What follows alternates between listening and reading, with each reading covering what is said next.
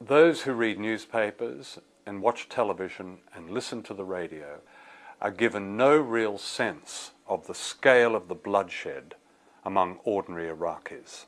If you ask somebody who is quite in the street, who's opposed to the war and doesn't like the idea, but you ask them, how many Iraqis do you think have been killed as a result of Blair's and Bush's invasion?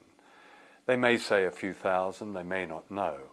In fact, the most reliable survey, which was done by the Johns Hopkins School of Public Health with Iraqis, an extraordinary survey, meticulous and conscientious and quite courageous in the way it was carried out, peer-reviewed, probably leads us to almost 1 million people. Les Roberts, who led that study, he said it seems as if the scale of killing in Iraq will have passed the scale of killing in Rwanda.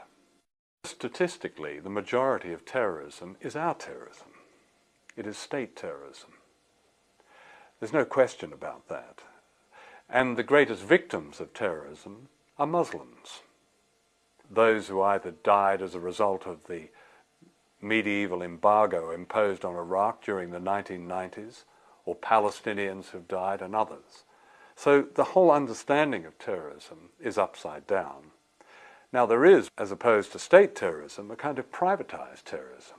It's very tiny. It's run by organizations called Al-Qaeda.